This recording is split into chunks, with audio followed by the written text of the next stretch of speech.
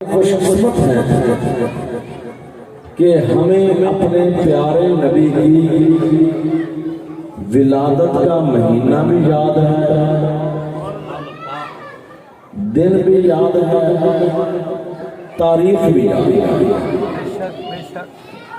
کیونکہ پچھلی امتیں جتنی بھی ہیں، چاہے یہودی ہوں یا عیسائی ہوں یا اس کے علاوہ دیگر جتنے مذاہب کے لوگ ہیں، ان کو اپنے رہبروں کے اور پچھلی امتوں کو اپنے نبیوں کے حالات اتنی تفصیل سے یاد نہیں جتنی تفصیل سے حالات اس امت کے افراد اپنے نبی کے بارے میں جانتے ہیں۔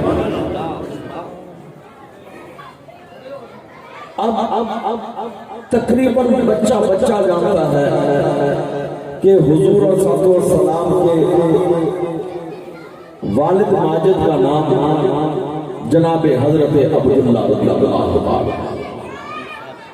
اور پیارے نبی صلی اللہ علیہ وسلم کی والدہ ماجدہ کا نام ہے حضرت آمنہ،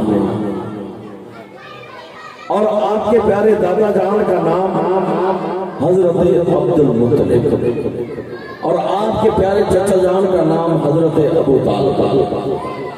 اب اگر درمیان میں وقت دیکھیے تو 14 صدیاں کا زمانہ ہے، 1400 سال کا درمیان میں وقت ہے۔ اب 1400 سال گزر گئے ہیں، لیکن عاشقوں کا بچہ سرکار کے والدین کا نام، سرکار کے آباء و اجداد کے نام، سرکار علیہ السلام کی ولادت کا مہینہ، تاریخ، یہ سب کچھ جانتا ہے۔ کس وجہ سے کہ اس امت کو اپنے پیارے حبیب سے بہت محبت ہے۔ میرے آقا صلی اللہ علیہ وسلم نے اشارہ بھی فرمایا، حضور صلی اللہ علیہ وسلم نے فرمایا کہ میرے صحابہ حیران کرنے والا ایمان کن کا ہے، حیران کرنے والا ایمان، کہ جن کے ایمان کو اور ایمانی کیفیات کو، ان کی محبت کو، ولولے کو، جوش کو دیکھنے والا حیران رہتا ہے۔ اور آپ کو پتہ ہے کہ محبت یا ہوتی ہے کسی کو دیکھ کر یا ہوتی ہے کسی کی آواز سن کر۔ تو اب آقا صلی اللہ علیہ وسلم کے صحابہ نے عرض کی، یا رسول اللہ صلی اللہ علیہ وسلم، حیران کرنے والا ایمان نبیوں کا ہے۔ میرے آقا نے فرمایا نبیوں کا ایمان حیران کرنے والا نہیں، اس لیے کہ رب کا پیغام لانے والا فرشتہ ان کے پاس آتا رہتا ہے، اور نبیوں میں سے کئی نبی اللہ سے ہم کلام ہوتے رہتے ہیں، اس لیے ان کا ایمان حیران کرنے والا نہیں۔ پھر میرے آقا نے پوچھا، میرے صحابہ حیران کرنے والا ایمان کن کا ہے؟ صحابہ نے عرض کی، یا رسول اللہ ہمارا۔ حضور نے فرمایا تمہارا ایمان بھی حیران کرنے والا نہیں، اس لیے کہ تم میری مجلس میں بیٹھتے ہو، میرا کلام سنتے ہو، اگر تمہارا ایمان بھی کامل نہیں ہوگا تو اور کس کا ہوگا؟ تیسری بار پھر فرمایا حیران کرنے والا ایمان کن کا ہے؟ صحابہ نے عرض کی، اللہ ورسولہ عالم۔ یا رسول اللہ ہم نہیں جانتے کہ حیران کرنے والا ایمان کن کا ہے، اگر جانتا ہے تو خدا جانتا ہے یا پیارے مصطفیٰ جانتے ہیں۔ حضور نے فرمایا میں تمہیں بتاتا ہوں کہ حیران کرنے والا ایمان کن کا ہے۔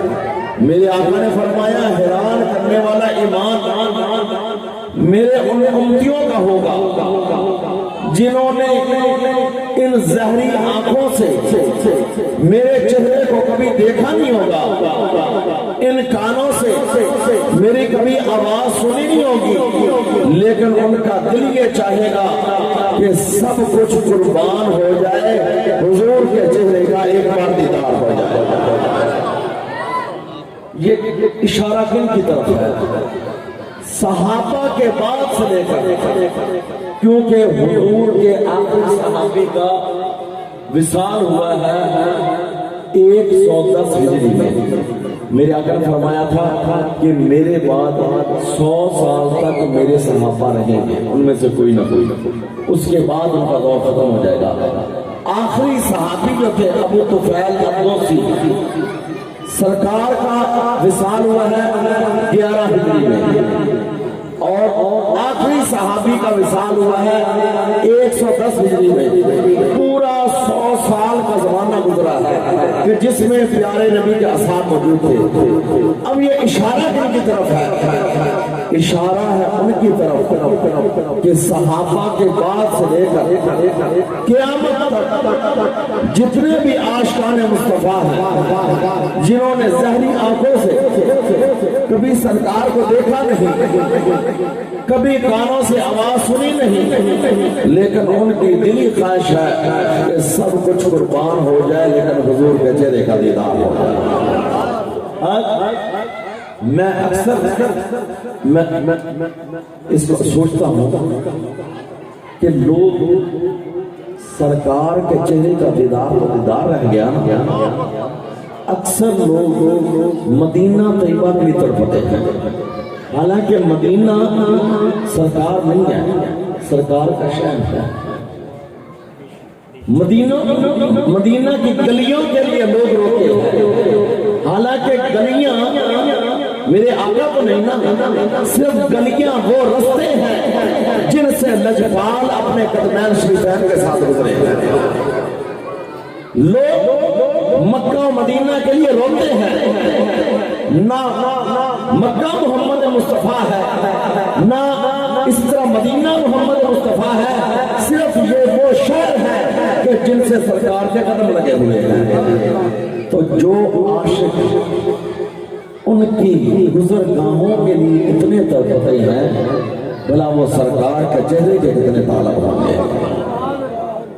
اور اس لیے حضرت امام احمد رضا خان فاضل بریلوی رحمۃ اللہ علیہ نے آپ نے حاجیوں کو نکتہ بتایا۔ جب حاجیوں نے حج کر لیا تو آپ نے فرمایا حاجیوں آؤ، شہنشاہ کا روزہ دیکھو، کیونکہ آپ کو پتہ ہے حج اور عمرہ مکے میں ارکان پورے ہو جاتے ہیں، اس کے ارکان مکے میں پورے ہو جاتے ہیں، چاہے عمرہ ہو یا حج ہو، مکے کے اندر کام پورا ہو جاتا ہے۔ لیکن کئی لوگ کہتے ہیں کہ چلو حج عمرہ ہو گیا تو چلو مکے سے ہی واپس چلے آگے کیا جانا ہے، کیونکہ وہ کہتے ہیں آگے جانا نفلی کام ہے، اگر گیا تو مسجد نبوی کی ایسی نیت کر کے چلے جائیں گے، نفل پڑھ لیں گے، مسجد میں نمازیں پڑھ لیں گے، ورنہ مدینے جانا لازمی نہیں ہے۔ لیکن کشتہ عشق و وفا حضرت امام احمد رضا خان آپ نے فرمایا حاجیوں آؤ، شہنشاہ کا روزہ دیکھو، ارے کعبہ تو دیکھ چکے ہو، اب کعبے کا بھی کعبہ دیکھو۔ سبحان اللہ۔ حاجیوں آؤ، شہنشاہ کا روزہ دیکھو، ارے کعبہ تو دیکھ چکے ہو، اب کعبے کا بھی کعبہ دیکھو۔ گویا کہ نکتہ سمجھا دیا کہ کعبہ مکے میں ہے تو کعبے کا کعبہ مدینے میں ہے۔ سرکار کو کعبے کا کعبہ کیسے نہ کہے؟ میرے آقا علیہ الصلوۃ والسلام مکہ المکرمہ فتح ہو گیا، بلال حبشی کا نام سنا ہے آپ سب نے؟ بلال حبشی عاشق رسول، میرے آقا علیہ الصلوۃ والسلام سے محبت کرنے والے، سرکار کی محبت میں مارے کھانے والے، سرکار کی محبت میں تپتی ریت پر لٹنے والے، سرکار کی محبت میں سینے سینے پر بھاری پتھر رکھوانے والے، سرکار کی محبت میں گلے میں رسی ڈال کر وہ اس طرح کھینچے جانے والے، وہ بلال حبشی۔ آج وجہ کیا ہے کہ دین اسلام کی وہ نظر میں قدر نہیں ہے، کیونکہ مل گیا ہے، اور جو چیز مفت ملے عام طور پر قدر نہیں، عام طور پر کوئی ہو تو ہو، جو چیز مفت ملے اس کی قدر نہیں ہوتی، لیکن جو محنتوں سے لی جائے اس کی بڑی قدر ہوتی ہے۔ آج ہمیں اتنی قدر اس لیے نہیں کہ ہم نے آنکھ کھولی تو ہر طرف لا الہ الا اللہ، بچپن میں گزارا ہر طرف لا الہ الا اللہ محمد رسول اللہ، ہوش میں آئے مسجدوں سے اسپیکروں کی آوازیں آ رہی ہیں، اشہد ان لا الہ الا اللہ۔ کوئی بلال سے پوچھے کہ یار پایا تو کیسے پایا؟ بلال پر یہ بھی پابندی تھی کہ اونچی آواز سے یار کا نام نہیں لینا، پابندی تھی۔ امیہ بن خلف کہتا تھا کہ میں نے تجھے خریدا ہوا ہے، بس میری چکی چلا، جو میں تجھے کہتا ہوں بس اتنا کرتا جا۔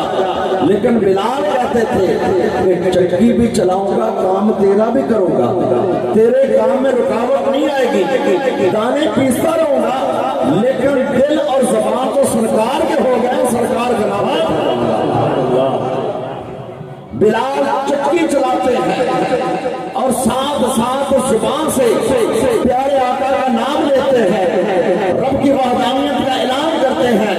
امیہ بن خلف کو غصہ آتا ہے، غصے میں آ کر بلال کو زور سے دھکا دیتے ہیں، سر بلال کا جا کر چکی میں لگتا ہے، اس سے خون نکلنا شروع ہو جاتا ہے، لیکن بلال امیہ جب غصے ہو گئے تھوڑی دیر کے بعد چلا گیا نا، بلال پھر چکی چلاتے ہیں اور اسی زبان سے نام مصطفیٰ لیتے ہیں۔ امیہ نے سوچا کہ یہ لگتا ایسے ہے کہ کام تھوڑا ہے اس کے پاس، اس وجہ سے زبان سے گنگناتا ہے، کیونکہ گنگناتا بندہ اس وقت جس وقت بندہ آزاد ہونا فریش میں تو اس وقت بندہ ہلکا گنگناتا بھی ہے۔ امیہ نے کہا چلو کام زیادہ تھا۔ اگلی صبح امیہ بن خلف آیا، پہلے کی بجائے دگنا کام دے گیا کہ سورج ڈوبنے سے پہلے یہ دانے پسے ہونے چاہیے، لیکن امیہ کو اس بات کا پتہ نہیں تھا کہ جس محبوب کا کلمہ پڑا ہے اس کے اشارے سے تو سورج اور چاند پڑے۔ اب امیہ کام دے کے چلا گیا، بلال چکی بھی چلاتے ہیں، ساتھ زبان سے نام خدا و نام مصطفیٰ بھی دیتے ہیں۔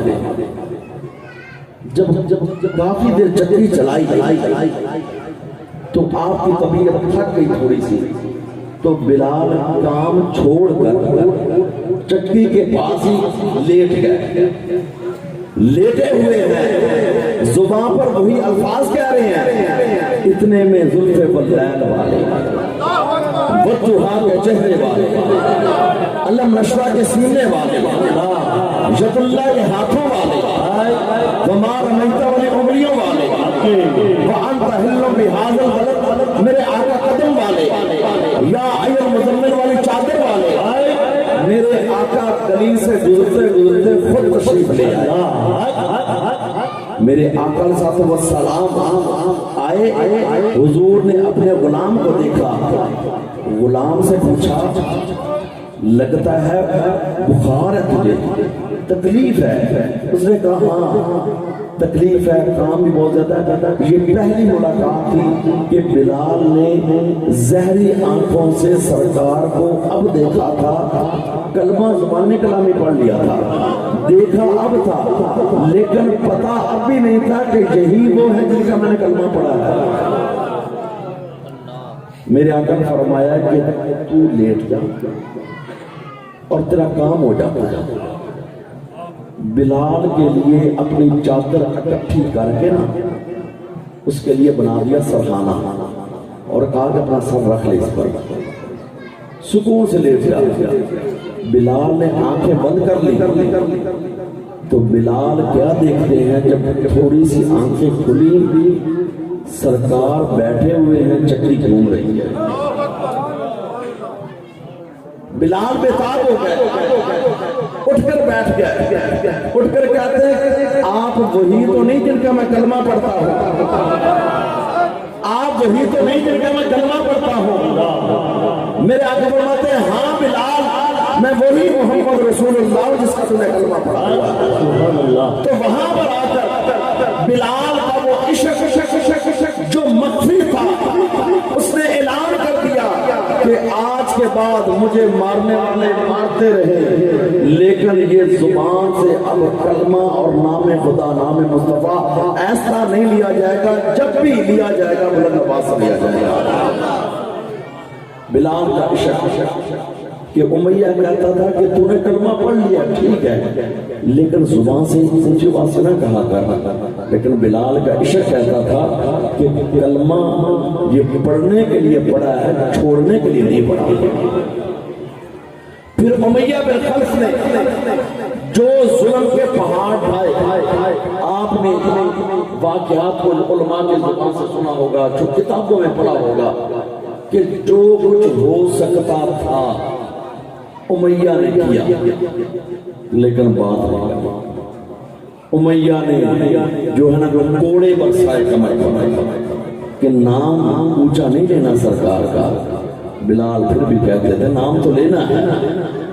سینے پر بھاری پتھر رکھا, عرب کا علاقہ, گرمی کا موسم, دوپہر کا وقت, تپتی ریت, بلال کو کمر کے بل لٹا دیا جاتا دوپہر کے وقت تپتی ریت پر. لیکن اے بلال تیری عظمت کو سلام, تیری شان وہ ہے کہ چلتا تو مکے کے بازاروں میں ہے اور تیرے قدموں کی آواز جنتوں میں جا رہی ہے. سبحان اللہ. بلال کو جتنا بھی ظلم کیا امیہ بن خلف نے, حالانکہ نہ حضرت بلال کا کوئی اس کے ساتھ زمین کا مسئلہ تھا, نہ کوئی جائیداد کا مسئلہ تھا, نہ کوئی وراثت کا مسئلہ تھا, نہ کوئی اور حصے کا مسئلہ تھا, نہ دکان کا مسئلہ. کیا مسئلہ تھا؟ امیہ کہتا تھا کہ نام ایسا دے, خدا کا اور مصطفیٰ کا نام ایسا دے. تو نے پڑھ دیا ٹھیک ہے, لیکن کسی اور کو پتہ نہ چلے. بلال کہتے تھے جب پیار کر ہی لیا تو کرنا کیا, جب سرکار سے محبت کر ہی لے تو اب ڈرنا کیا. بلال اونچی آواز سے لا الہ الا اللہ محمد رسول اللہ توحید و رسالت کا اقرار کرتے تھے. امیہ مارتا تھا, لیکن بلال زبان حال سے کہتے تھے کہ اے امیہ یہ جسم تو نے خریدا ہے, میں تیرا غلام کہلاتا ہوں. کیونکہ نظام نے چھوڑ دیا تھا کہ جو منڈی سے غلام کو خرید لاتا تھا ساری زندگی وہ اسی کا غلام رہتا تھا, کیونکہ اس نے چند پیسے ادا کیے ہوتے تھے, اپنی مرضی کے مطابق کام لیتا تھا. بلال کہتے تھے اے امیہ تو نے مجھے خرید کر لایا ہے, میں تیرا غلام ہوں, یہ جسم تیری ملکیت ہے. تو میری کمر پر اگر یہ کہ کوڑے برسائے یہ جسم تیری ملکیت ہے, سینے پر بھاری پتھر رکھے جسم تیری ملکیت ہے, گلے میں رسی ڈالے جسم تیری ملکیت ہے, تپتی ریت پر لٹائے تیری ملکیت ہے, بیٹھتے انگاروں پر لٹائے تیری ملکیت ہے. لیکن اے امیہ یہ دل تیری ملکیت نہیں, دل محمد مصطفیٰ کو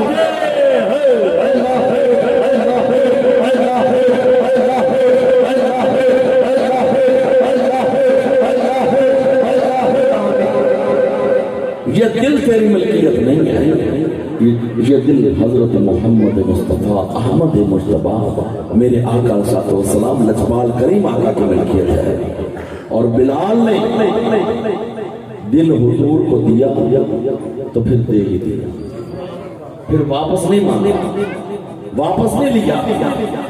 بلال کے عشق کی بات ہو رہی تھی کہ حضرت بلال کو بات اصل میں کہاں سے چلی تھی کہ حاجیوں آؤ شہنشاہ کا روزہ دیکھو, ارے کعبہ تو دیکھ چکے ہو اب کعبے کا بھی کعبہ دیکھو.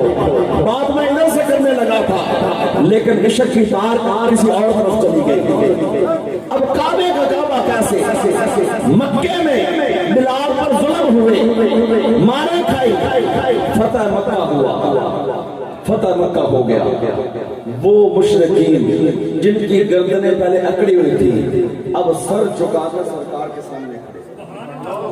لیکن حضور رحمت اللہ علیہ حالانکہ اس نظام کے مطابق ان وقتوں میں اگر سرکار چاہتے سب کی گردنیں کٹوا بھی دیتے نا تو دنیا کا کوئی قانون ناجائز نہیں کہتا تھا، کیونکہ سرکار فاتح تھے. لیکن حدیث پاک میں آتا ہے میرے آقا جب فتح مکہ کے موقع پر مکہ مکرمہ میں اونٹنی پر داخل ہوئے تو سرکار اونٹنی پر عاجزی سے اتنے جھکے ہوئے تھے کہ آپ کا ماتھا مبارک اونٹنی کی کمان کے ساتھ ہے. فاتح اعظم مکہ مکرمہ کو فتح کیا ہے لیکن گردن ایسے نہیں کی گردن. اور سرکار کی رحیمی دیکھیے پھر وہ ابو سفیان کہ جنہوں نے بڑے بڑے ظلم کیے تھے، سرکار نے فرمایا کہ جو ابو سفیان کے گھر میں داخل ہو جائے میں اس کو بھی امان دیتا ہوں، جو بیت اللہ کے آ کر پردوں کے ساتھ لگ جائے میں اس کو بھی امان دیتا ہوں. سرکار نے اعلان فرما دیا لا تثریب علیکم اليوم. یہ آپ دونوں اٹھا کر دیکھیں سورہ یوسف اس کے الفاظ ہیں. اب یوسف علیہ السلام کا سارا واقعہ پتہ ہے آپ کو کہ بچپن میں حضرت یوسف چھوٹے تھے، بھائیوں نے کیا کیا نہیں کیا. والد صاحب سے ان کی اجازت سے لے کر جنگل کے اندر کہ ایسے کہ ہم نے جنگل کی سیر کرنی ہے تو حضرت یوسف کو دھوکے سے لے گئے بھائی اور وہاں جا کر تھپڑ بھی مارے. پھر بے آباد کنواں جس سے پانی نہیں نکلتا تھا حضرت یوسف کو اس میں پھینک دیا. لیکن اللہ کا کرنا یوسف بکتے بکاتے مصر کے بادشاہ بن گیا. وہی بھائی جنہوں نے تھپڑ بھی مارے تھے کنویں میں پھینکا تھا، جب ہر طرف قحط پڑ گیا غلہ کی کمی ہو گئی وہی بھائی غلہ لینے کے لیے گئے. پہلی ملاقات کی دوسری میں پتا چلا کہ یہ تو ہمارا وہی بھائی یوسف ہے. لیکن حضرت یوسف نے فرمایا لا تثریب علیکم اليوم، میں تم سے کوئی انتقام نہیں لیتا تو میں معاف کرتا ہوں. جو لفظ حضرت یوسف نے بولا تھا مصر میں میرے آقا فاتح بن کر مکہ المکرمہ میں آئے، میرے آقا صلی اللہ علیہ وسلم نے وہ لوگ جنہوں نے سرکار کے لیے کانٹے بچھائے تھے، سرکار کے لیے جنہوں نے گڑے کھودے تھے، جنہوں نے پتھر مارے تھے، جنہوں نے سازشیں کی تھی، جنہوں نے آپ کی کمر مبارک پر اوجڑی رکھی تھی، جنہوں نے ہر ایسی غلیظ سے غلیظ حرکت کی تھی سرکار کی شان کے بارے میں، سرکار نے سب کو معاف کر دیا. فرمایا مجھے رحمت للعالمین. سبحان اللہ. اب سرکار نے بلال کو کیا فرمایا؟ فرمایا بلال بیت اللہ کی چھت پر چڑھ، بیت اللہ کی چھت پر چڑھ اور اذان دی. اور اذان حافظ فیاض صاحب اذان جو ہے نا آواز ہو خوبصورت اور آواز ہو بلند، اس اذان کے کیا کہنے ہیں.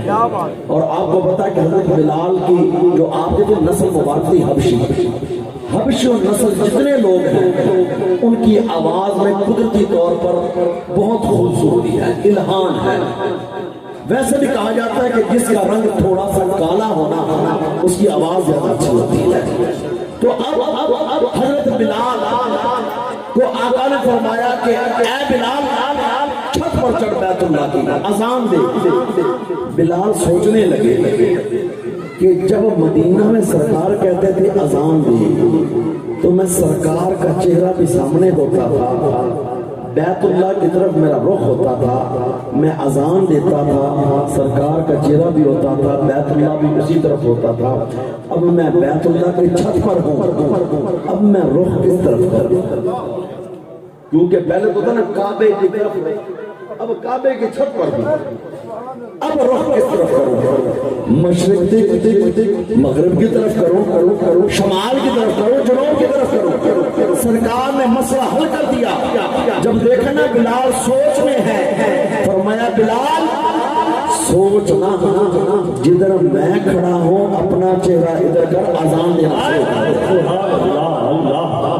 جدھر میں کھڑا ہوں اپنا چہرہ ادھر کر اذان دینا شروع کر دے۔ تو اس وجہ سے حضرت امام احمد رضا خان نے فرمایا کہ اگر مکہ میں کعبہ ہے تو مدینہ میں کعبے کا کعبہ ہے۔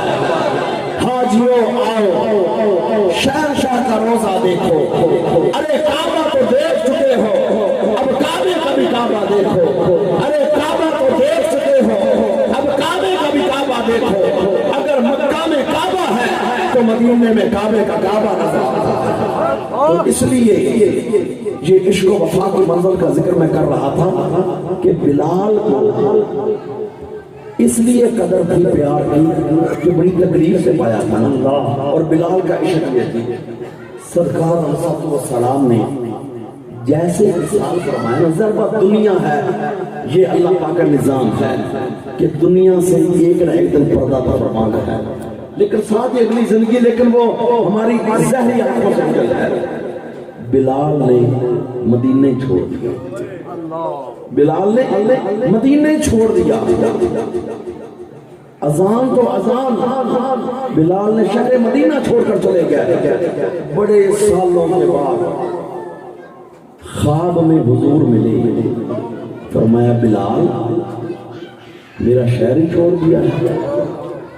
بلال ملک شام سے چلے، ملک شام سیریا سے، وہاں سے چلے مدینہ آئے، لوگوں کو پتا چلا بلال آ گئے ہیں، مؤذن رسول آ گئے ہیں، لوگ حضرت بلال کے ارد گرد جمع ہو گئے، کوئی ان سے محبت عقیدت کا اظہار کر رہے ہیں، ہر کوئی اظہار کر رہا ہے کہ بلال ایک دفعہ دوبارہ اذان دے دو۔ وہ اذان جو دور مصطفیٰ میں ہم سنتے تھے، بلال نے کہا کہ اب مجھ سے اذان دی نہیں جاتی، سامنے محبوب کا چہرہ نہ ہو تو اذان کیسے؟ میں نے تو جب بھی اذان دی سرکار کا چہرہ سامنے ہوتا تھا، سفر ہو یا حضر ہو، جمعہ ہو یا ویسے نماز ہو، سرکار کا چہرہ دیکھ کر میں اذان دیتا تھا۔ اور بلال کا پیار بھی عجیب تھا کہ بلال کانوں میں انگلیاں دے کر جب اذان دیتے تھے نا، اشہد ان لا الہ الا اللہ، اشہد ان لا الہ الا اللہ، جب الفاظ آتے نا اشہد ان محمد رسول اللہ، بلال دائیں کان سے انگلی نکال کر کہتے اشہد ان محمد رسول اللہ۔ اب آقا سامنے ہوتے تھے نا، اشارہ کرتے اشہد ان محمد رسول اللہ۔ اب بلال جس وقت آئے دوبارہ مدینہ شریف کے اندر بڑے سالوں کے بعد، لوگوں نے کہا کہ بلال اذان دے، حضرت بلال نے کہا کہ مجھ سے اذان دی نہیں جاتی۔ لوگوں نے کہا کہ بلال نے اور کسی کی ماننی نہیں، فاطمہ الزہرا کے لال حسن و حسین کو لے آئے، حسن و حسین کو عرض کی کہ اگر آپ کہیں گے نا بلال اذان دے تو بلال سے رد کرنا مشکل ہو جائے گا، بلال ضرور اذان دے گا۔ پیارے حسن و حسین سیدہ زہرا کے لال، سیدہ شباب اہل جنہ حسنین کریمین آئے، انہوں نے کہا بلال دوبارہ اذان سنا دو تاکہ ہمارے پیارے نانا جان کے زمانے کی یاد تازہ ہو جائے۔ بلال نے اذان شروع کی، لیکن رونے کی آواز زیادہ آتی تھی، الفاظ اذان کے کم آتے تھے۔ اور جس وقت بلال نے پہلی دفعہ اللہ اکبر کہا نا، مدینہ طیبہ میں ایک کوہرام مچ گیا، عورتیں روتی ہوئی گھروں سے باہر نکل آئی، اور ایسے لگتا تھا کہ جیسے سرکار علیہ السلام بھی اپنی قبر انور سے اٹھ کر باہر آ گئے ہیں۔ مدینہ میں عجیب منظر تھا، بلال کی اذان کی آواز سن کر مدینہ طیبہ کے گھروں سے بوڑھے بھی باہر نکل آئے، بچے بھی باہر نکل آئے، عورتیں بھی باہر نکل آئی کہ سرکار علیہ السلام کے زمانے کی یاد تازہ ہو گئی ہے. لیکن بلال اذان میں پہنچے کہاں تک؟ اشہد ان لا الہ الا اللہ تک. جیسے ہی اشہد ان محمد رسول اللہ کہا بلال بے ہوش ہو کر گر پڑے. جیسے ہی اشہد ان محمد رسول اللہ کہا بلال بے ہوش ہو کر گر پڑے. آزان مکمل نہ کر سکے اور ادھر سے ہی واپس دوبارہ ملک شام چلے گئے. کہتے ہیں کہ جہاں پر یار کا چہرہ نظر نہ آتا ہو، یار کی ادائیں نظر نہ آتی ہو، یار کا پیار نظر نہ آتا ہو، وہاں زندگی ان کے لیے گزارنا مشکل تھی. بلال پھر دوبارہ کسی کو نظر نہیں آئے. تو یہ ہو گیا بلال کا عشق تھا کہ انہوں نے آقا صلی اللہ علیہ وسلم کی ذات پاک سے وہ عشق کیا. میں اکثر کہتا ہوں کہ اے شوق نظر دیکھ مگر دیکھ ادب سے، سرکار کا جلوہ ہے تماشا نہیں کوئی. اسی مکہ میں بلال کی بھی دو آنکھیں، ابو جہل اور ابو لہب کی بھی دو آنکھیں، لیکن انہوں نے پوری زندگی حضور کی مخالفت میں گزار دی. بلال نے پوری زندگی سرکار کے عشق میں گزار دی. آنکھیں ادھر بھی دو ہیں، آنکھیں ادھر بھی دو ہیں. فرق کیا ہے کہ بلال نے جب بھی دیکھا حضور کو رب کا محبوب مان کر دیکھا، محبوب جان کر دیکھا. آقا صلی اللہ علیہ وسلم کو عشق و محبت کے تقاضوں سے دیکھا. اور ابو جہل و ابو لہب نے جب بھی دیکھا یہی کہا ہمارا بھتیجا ہے، ہمارا بھتیجا، یہ جو مجمع لگا یہ تماشا ہے. تو اس لیے شاعر کہتا ہے اب میری نگاہوں میں جچتا نہیں کوئی، اب میری نگاہوں میں جچتا نہیں کوئی، جیسے میری سرکار ہے ایسا نہیں کوئی. یہ بلال کا عقیدہ تھا، جس نے یہ عقیدہ بنا لیا نا جیسے میری سرکار ہے ایسا نہیں کوئی. وہ روح بلالی پاتا ہے، وہ عشق بلالی پاتا ہے، وہ عشق اویس کرنی پاتا ہے. اب میری نگاہوں میں جچتا نہیں کوئی، جیسے میری سرکار ہے ایسا نہیں کوئی. اے شوق نظر دیکھ مگر دیکھ ادب سے، سرکار کا جلوہ ہے تماشا نہیں. تو یہ آقا صلی اللہ علیہ وسلم کا جو عشق و محبت ہے، میں نے ابتدا میں حدیث بیان کی کہ آقا صلی اللہ علیہ وسلم نے فرمایا میرے صحابہ حیران کرنے والا ایمان کن کا ہے؟ صحابہ نے عرض کی یا رسول اللہ انبیاء کا. میرے آقا نے فرمایا نہیں. پھر اصحاب نے عرض کی یا رسول اللہ ہمارا صحابہ کا. انہوں نے فرمایا نہیں. پھر میرے آقا نے فرمایا صحابہ بتاؤ حیران کرنے والا ایمان کن کا ہے؟ صحابہ نے عرض کی اللہ و رسولہ عالم، یا خدا جانتا ہے یا مصطفیٰ جانتا ہے. میرے آقا نے فرمایا سنو، میرے آقا نے فرمایا سنو، حیران کرنے والا ایمان میرے ان غلاموں کا ہے جنہوں نے ظاہری آنکھوں سے مجھے کبھی دیکھا نہیں، ان کانوں سے میری آواز کو کبھی سنا نہیں، لیکن ان کا دل چاہتا ہے کہ سب کچھ قربان ہو جائے حضور کے چہرے کا ایک بار دیدار ہو جائے، حضور کے چہرے کا ایک بار دیدار ہو جائے. تو میں اس بات کو لے کر کر رہا تھا کہ جو عاشق سرکار کے شہر کے لیے اتنے تڑپتے ہیں، روزہ رسول صلی اللہ علیہ وسلم کے لیے اتنے تڑپتے ہیں، بولا وہ سرکار کے چہرے کے کتنے طالب ہوں گے. دنیا و ما فی حاصل، اس سے بڑھ کر کوئی دولت نہیں ہوگی جس کو خواب میں حضور کا دیدار ہو. اس سے بڑھ کر کوئی دولت نہیں ہے، اس سے بڑھ کر کوئی اور نعمت عظمیٰ نہیں ہے. تو حضور صلی اللہ علیہ وسلم نے پہلے بتا دیا. میرے آقا نے فرمایا کہ حیران کرنے والا ایمان میرے ان امتیوں کا ہے جنہوں نے مجھے دیکھا تو نہیں لیکن شوق اتنا رکھتے ہیں کہ سب کچھ قربان ہو جائے حضور کے چہرے کا دیدار ہو جائے. تو آج جگہ جگہ پر عاشقان مصطفیٰ اپنے گھروں میں، بازاروں میں، مسجدوں میں، مدرسوں میں، اداروں میں، اسکولز کے اندر، کالجز کے اندر، یونیورسٹیز کے اندر جگہ جگہ پر میلاد مصطفیٰ کی محفلیں ہوتی ہیں. یہ کیا ہے؟ یہ محبت رسول کا عشق ہے. کہ دیکھو سرکار کی ولادت ہوئے 14 صدیاں ہو گئی ہیں، لیکن خوشیاں اب بھی منائی جا رہی ہیں کہ کتنے خوش قسمت ہیں ہم کہ ہمیں حضور کا امتی بنا دیا ہے۔ فضل رب العلا اور کیا چاہیے، فضل رب العلا اور کیا چاہیے، مل گئے مصطفیٰ اور کیا چاہیے۔ اس سے بڑھ کر اور کیا فضل ہو سکتا ہے کہ ہم حضور کے امتی ہیں۔ حضور کی امت بننے کے لیے تو نبی دعا کرتے رہے کہ ہمیں ان کی امت میں تھے، اور ہم نے دعا بھی نہیں مانگی، اللہ پاک نے بن مانگے ہمیں حضور کا امتی بنا دیا ہے۔ جس طرح میرے آقا انبیاء کے سردار ہیں، سارے انبیاء کے سردار حضور ہیں، اور جو حضور پر کتاب نازل ہوئی قرآن مجید ساری آسمانی کتابوں کے سردار ہے، اور جبریل سارے فرشتوں کا سردار ہے۔ حدیث میں آتا ہے یہ امت سب امتوں سے بہترین امت ہے۔ میرے آقا نے فرمایا کہ جس وقت قیامت کا دن ہوگا ہر نبی کو حکم ہوگا اپنی امت کو لے کر آؤ جنہوں نے آپ کو مانا ہے، ماننے والوں کو لے کر آؤ۔ حضور نے فرمایا کوئی نبی آئیں گے، ان کے پیچھے ان کے امتی ہوں گے اس اعتبار سے ہزاروں کی تعداد میں۔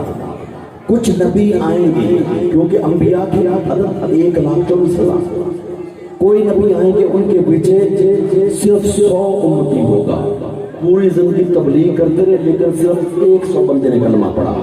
حضور نے فرمایا کہ کوئی نبی ایسے بھی آئیں گے جن کے پیچھے 10 بندے ہوں گے، پوری زندگی میں 10 نے کلمہ پڑھا۔ حضور نے فرمایا کہ کئی نبی ایسے بھی آئیں گے جن کے پیچھے صرف 2 امتی ہوں گے، پوری زندگی تبلیغ کرتے رہے لیکن صرف 2 نے کلمہ پڑھا۔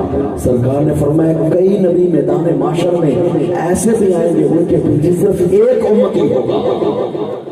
فرمایا اس سے بھی آگے، فرمایا کئی نبی میدان معاشر میں ایسے بھی آئیں گے ان کے پیچھے کوئی بھی نہیں ہوگا، پوری زندگی وہ تو اپنا حق ادا کرتے رہے، پیغام الہی پہنچاتے رہے، رب کی توحید کا درس دیتے رہے، اور احکامات اسلام امتوں تک پہنچاتے رہے، لیکن کسی ایک نے نہیں پڑھا۔ لیکن سرکار نے فرمایا جب میری باری آئے گی نا، حضور نے فرمایا جب میری باری آئے گی میں فخر کروں گا، اس لیے کہ میری امت جب آئے گی تو ان کی نہ ابتدا کا پتہ چلے گا نہ انتہا کا پتہ چلے گا۔ سرکار نے فرمایا کہ ہر طرف کالے کالے نہ اس کا ابتدا کا پتہ چلے گا کہاں سے ہو رہی، نہ انتہا کا پتہ چلے گا کہاں پر ہو رہی۔ سرکار فرماتے میں اپنی امت کو دیکھ کر ساری امتوں پر فخر کروں گا کہ اللہ پاک نے مجھے وہ امت دی ہے کہ با اعتبار عدد بھی ساری امتوں سے زیادہ ہے۔ تو اس لیے آقا علیہ الصلوۃ والسلام نبیوں کے سردار ہیں، تو یہ امت کہلاتی ہے خیر الامم۔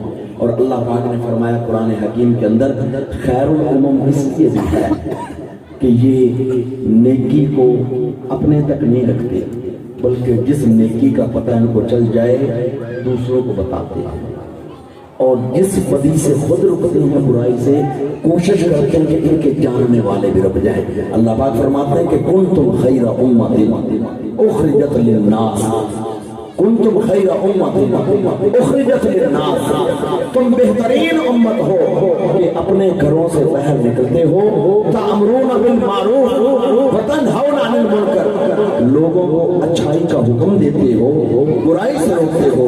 پچھلی امتوں میں یہ ہوتا تھا کہ جو بندہ خود نیک ہوتا تھا نا، بس وہ کہتا تھا میں نیک ہوں، میرے دوست یار جاننے والے جو مرضی کرتے رہے، ہمیں کیا، ان کا اپنا کام ہمارا اپنا کام۔ اس امت کو میرا آقا فرمایا میری امت ایسے نہیں کرتی، بلکہ میری امت خود بھی بھلائی پر چلتی ہے، اپنے جاننے والوں کو جہاں جہاں تعلق ہوتا ہے ان کو بھلائی اور اچھائی کا حکم دیتے ہیں، خود بھی برائی سے رکتے ہیں، اور جہاں جہاں تک ان کا بس چلتا ہے برائی سے روکتے ہیں۔ اس وجہ سے یہ امتوں میں سے بہترین امت ہے۔ اللہ پاک سے دعا ہے کہ اللہ پاک احباب کا انتظام و انتظام اللہ پاک ان کا اپنی بارگاہ میں قبول فرمائے. جتنے بھی احباب تشریف لائے دور سے نزدیک سے اللہ پاک سب کا آنا اور بیٹھنا قبول فرمائے. اور جو کچھ ہم نے بات کی اللہ پاک سن کر اس کے اوپر آقا صاحب کی محبت کے نصیب فرمائے. وآخر دعوانا